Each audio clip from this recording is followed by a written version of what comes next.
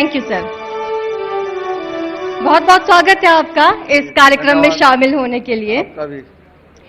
Sir कहते हैं न चौरहार्यम न राजहार्यम न भातृभाज्यम न च भारकारी व्यय कृते वर्धते नित्यम विद्याधनम सर्वधन प्रधानम। आपसे मेरा ये सवाल है कि सरकारी स्कूल, जिन स्कूलों से पेरेंट्स और स्टूडेंट्स हमेशा मुंह मोड़ते थे, आज मैंने सुना कि वहां पर लंबी लंबी कतारें लगी हुई हैं एडमिशन कराने के लिए। ऐसी क्या जादू की छड़ी घुमा दी है आपने? एक तो आपको बहुत बहुत धन्यवाद न्यूज18 के लिए, हम सबको बुलाने के लिए। हर माँ बाप का सपना होता है कि वो अच्छे स्कूल में उनके बच्चे पढ़ें,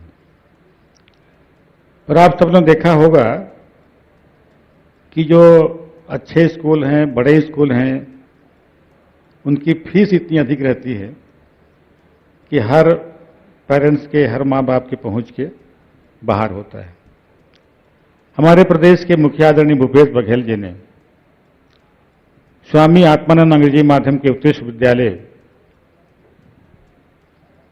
पूरे प्रदेश में के हर विकास खंड में 171 स्कूल का उन्हें खोला, और ये एक कलेक्टर की अध्यक्षता में एक समिति इसको चलाएगी और उसके माध्यम से उसका संचालन होगा। स्थानीय जो फंड होगा उसके व्यवस्था करके उसकी संचालन होगी।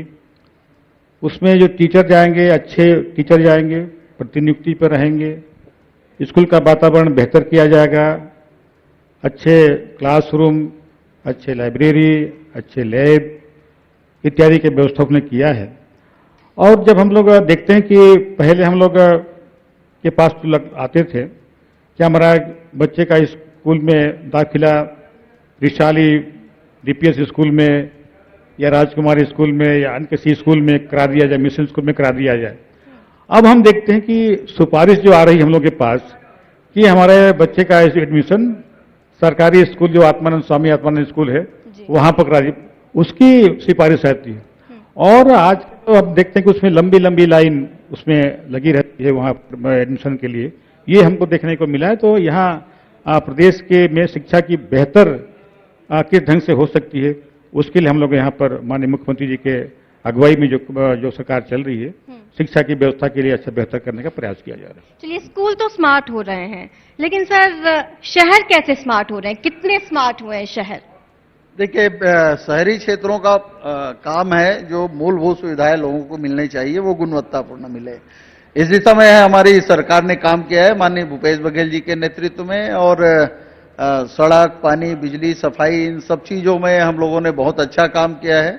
और इसका परिणाम हुआ कि आप लगातार 3 साल से पूरे देश में हम स्वच्छता में पहले नंबर पे आ रहे हैं जी।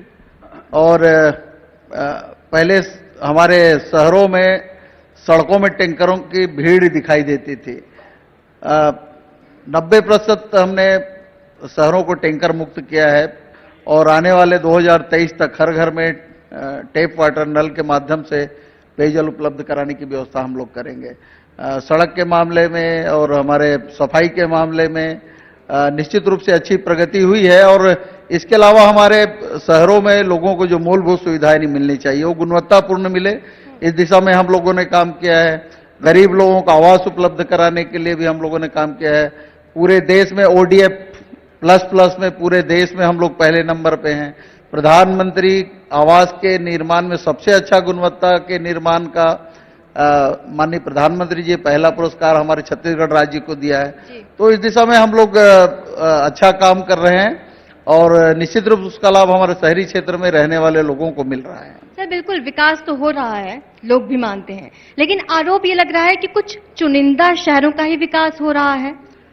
नहीं, हमारे यहाँ 170 नगरीय निकाय हैं, 14 नगर निगम हैं, 43 नगर पंचायतें हैं और 120 हमारे नगर पंचायतें हैं। उन सभी जगहों में काम हो रहा है। अब हम लोगों ने सभी निकायों के विकास के लिए काम किया है, और निकायों में अच्छा काम हो रहा है। जो पिछले समय नहीं हो रहा था वो सारे काम इस समय हो रहे हैं। जी। सर आपने आत्मानंद स्कूल का जिक्र किया है, कहाँ से आइडिया आया? कहाँ से आइडिया मिला?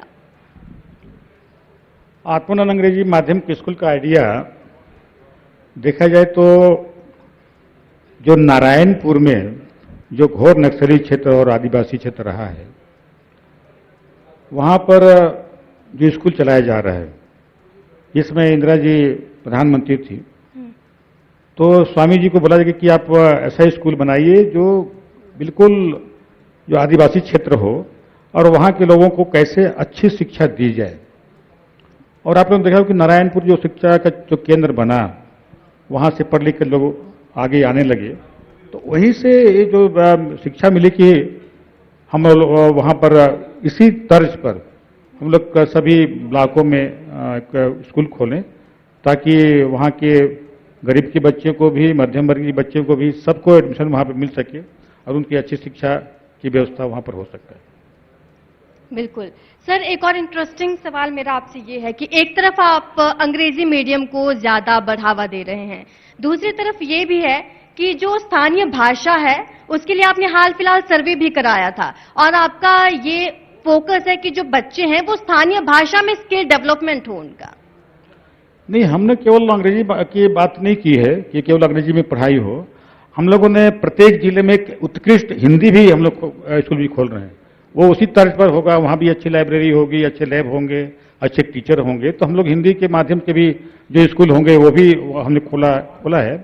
दूसरी जो आपने जो कहा कि दुभाषीय की जो सर्वे हुआ, ये छत्तीसगढ़ पहला राज्य है जहां पर इस प्रकार की जो सर्वे कराया गया और ये पाया गया कि जो स्थानीय बोली है, अगर हम देखें तो हमारे यहाँ करीब 38 बोलियां पूरे छत्तीसगढ़ में बोली जाती हैं और उसमें सबसे ज्यादा बोली बस्तर की है।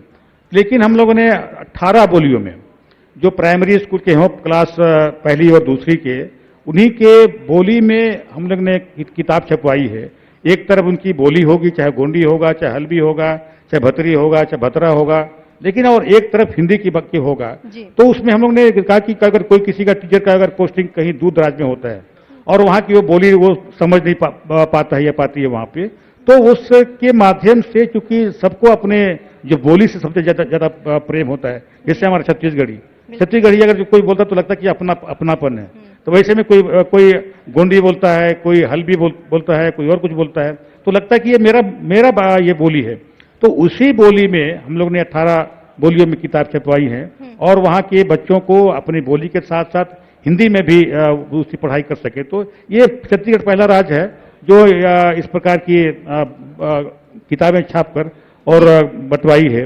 न केवल इसमें बल्कि हमें 4 भाषाओं में भी, बंगला भाषा, उड़िया भाषा, मराठी और इस प्रकार की जो समवर्ती जो क्षेत्र हैं, जैसे आपका गरियाबंद, उड़ीसा से पूरा गरियाबंद, रायगढ़, ये उड़ीसा से लगा हुआ है, तो वहाँ उड़ीसा से पढ़ाई हो सकती है।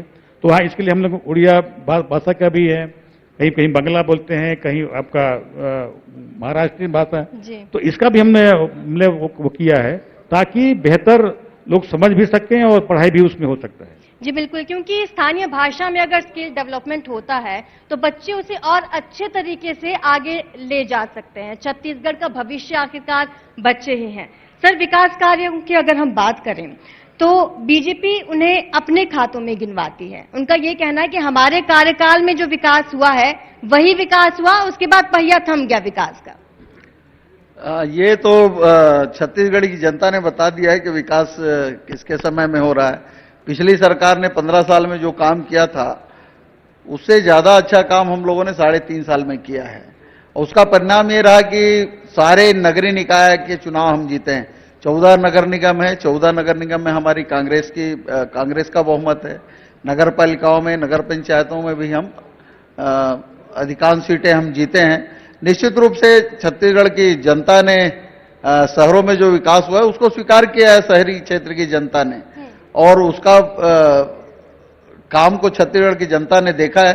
हम शहरी क्षेत्रों में जो विकास के काम के अलावा और भी बहुत सारे काम करते हैं, जैसे मुख्यमंत्री शहरी स्लम स्वास्थ्य योजना है, जिसके माध्यम से हम स्लम एरिया में जाकर बस के माध्यम से एक चलित अस्पताल रहता है, उसमें एमबीबीएस डॉक्टर रहते हैं, फार्मासिस्ट रहते हैं,